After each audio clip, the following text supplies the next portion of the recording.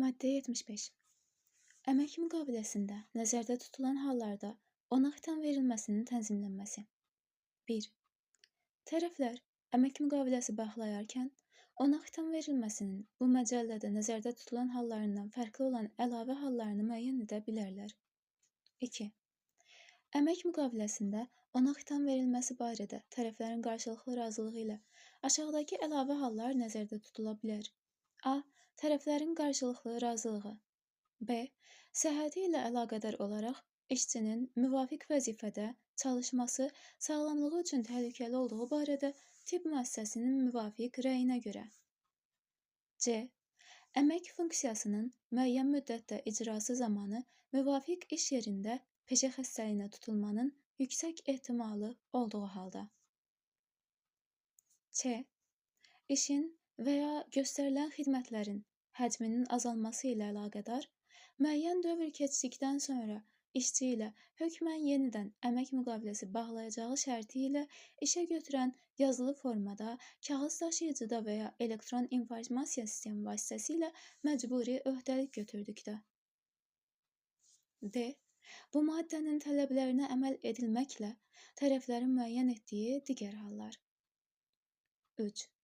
Tərəflər əmək münasibətlərinin gələcəkdə daha dolğun tənzimlənməsini təmin etmək məqsədi ilə bu maddənin ikinci hissəsində nəzərdə tutulmuş hallardan işçinin əmək şəraitinə uyğun olanını əmək müqaviləsinə hökmən daxil etməlidirlər. 4. Əmək müqaviləsinə ona xitam verilməsi barədə tərəflərin nəzərdə tutduqları hallar bu məcəllənin ikinci maddəsinin üçüncü hissəsi ilə müəyyən edilmiş işçinin və işə götürənin hüquqlarının təminatı prinsipinə zidd olmamalıdır. 5. Əmək müqaviləsinə xitam verilməsinə dair tərəflər onların şərəf və ləyaqətini alçaldan, bu məcəllədə nəzərdə tutulan hüquqlarını məhdudlaşdırmağa yönəldilən şərtlər müəyyən edə bilməzlər. Maddə 76. Əmək müqaviləsinin ləğv edilməsini məhdudlaşdıran şərtlər. 1. İşə götürən tərəfindən əmək müqaviləsinə bu məcəllənin 68, 69, 70, 73, 74 və 75-ci maddələrində nəzərdə tutulan əsaslardan yalnız biri ilə xitam verilə bilər. 2. Əmək müqaviləsinə eyni zamanda 2 və daha artıq əsasla, həmçinin qanunvericilikdə nəzərdə tutulmayan əsasla, habelə bu məcəllə ilə müəyyən edilmiş əmək müqaviləsinin ləğv edilməsi qaydalarına əməl olunmadan xitam verilə bilməz.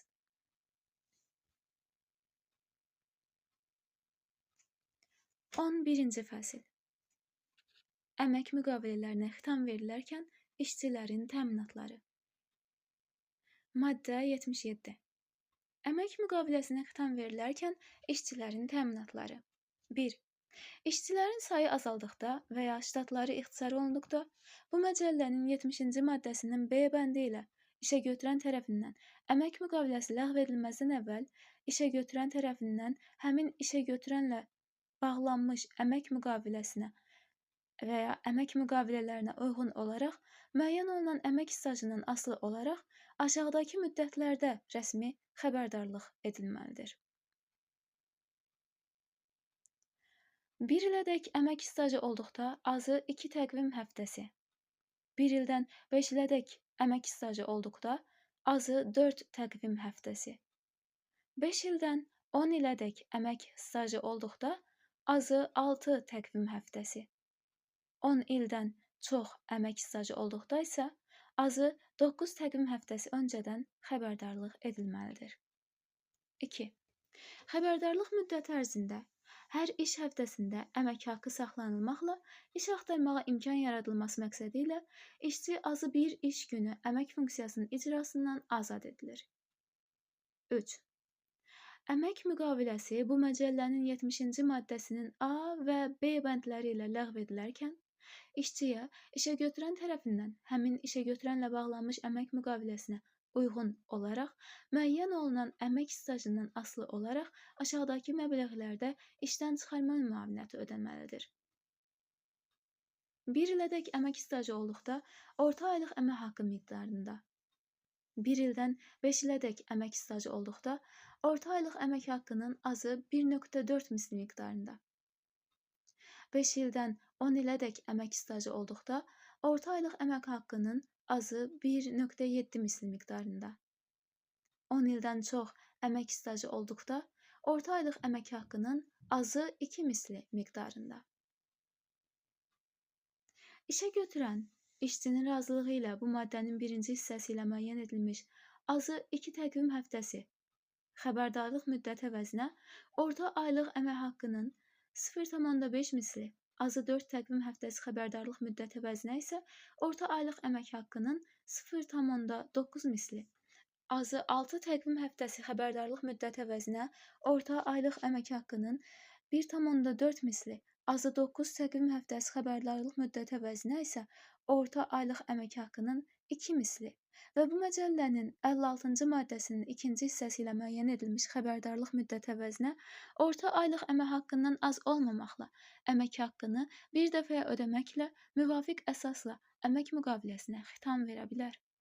Bu halda xəbərdarlıq müddəti ərzində əmək müqaviləsinə xitam verilmiş işçilərə bu hissənin birinci cümləsində nəzərdə tutulmuş xəbərdarlıq müddəti əvəzinə verilən ödəniş xəbərdarlıq müddətinin ötmüş hissəsinə mütənasib olaraq azaldılır. 6.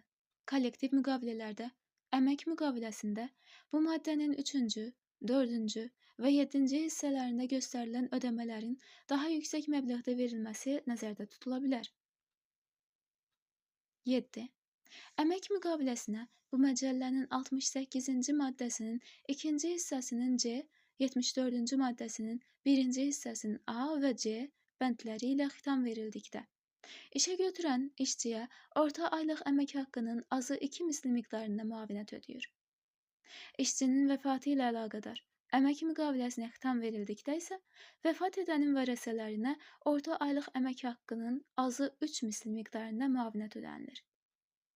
Əmək müqaviləsinə bu məcəllənin 68-ci maddəsinin 2-ci hissəsinin C bəndi ilə xitam verildikdə işə götürən işçiyə orta aylıq əmək haqqının azı 3 misli miqdarında müavinət ödəyir. 8. İşə götürənlər iş yerlərinin ixtisarı ilə əlaqədar işdən azad olmuş, valideynlərini itirmiş və valideyn himayəsindən məhrum olmuş uşaqların sosial müdafiəsi haqqında Azərbaycan Respublikasının qanunu ilə müəyyən olunmuş, valideynlərini itirmiş və valideyn himayəsindən məhrum olmuş uşaq, habelə onların arasından olan şəxs hesab edilən işçiləri sonradan həmin müəssisədə və ya digər müəssisədə işə düzəltmək üçün öz vəsaiti hesabına zəruri yeni peşə hazırlığına cəlb edirlər. 9. Qanunvericiliklə müəyyən edilmiş qaydada müəssisənin ləğvi istisna olmaqla işçinin müddətli, həqiqi hərbi xidmətdə olduğu müddət ərzində mülkiyyət növündən və təşkilati hüquqi formasından asılı olmayaraq müəssisədə iş yeri və vəzifəsi saxlanılır. Müddətli həqiqi hərbi xidmətə çağırılığınadək müvafiq müəssisədə işləmiş şəxslər hərbi xidmətdən buraxıldıqdan ən gecə 60 təqvim günü keçənədək həmin müəssisədə əvvəlki və ya buna bərabər vəzifəyə qayıtmaq hüququna malikdirlər. 10. Qanunvericiliklə müəyyən edilmiş qaydada müəssisənin ləğvi istisna olunmaqla Azərbaycan Respublikasının diplomatik nümayəndəliyində və yaxud konsulluğunda xidmət keçən, yaxud müvafiq icra hakimiyyəti orqanının müəyyən etdiyi orqan tərəfindən xaricdə beynəlxalq təşkilatın orqanına işləməyə göndərilən diplomatik xidmət orqanı əməkdaşının Azərbaycan Respublikasının dövlət orqanında dövlətin adından yaradılan publik hüquqi şəxsdə, dövlət mülkiyyətində olan və paylarının səhmlərinin nəzarət zərfi dövlətə məxsus olan xüsusi şəxsdə və büdcə təşkilatında təyinatlı vəzifədə və ya peşədə işləmiş və bu məcəllənin 69-cu maddəsinin 3-1-ci hissəsi ilə müəyyən edilmiş qaydada əmək müqaviləsinə xitam verilmiş arvadı və ya əri diplomatik xidmət orqanı əməkdaşının müvafiq diplomatik nümayəndəlikdə və ya konsulluqda yaxud xaricdə beynəlxalq təşkilatın orqanında işlədiyi müddətdə və ya bu müddət başa çatdığı tarixdən 60 təqvim günü keçənədək əvvəlki peşəsini və ya vəzifəsini tutmaq üçün müraciət etdikdə onun peşəkarlıq səviyyəsi və peşə yararlılığını yoxlanmaqla, həmin vəzifəyə bu mümkün olmadıqda isə ona bərabər başqa vəzifəyə təyin olunur.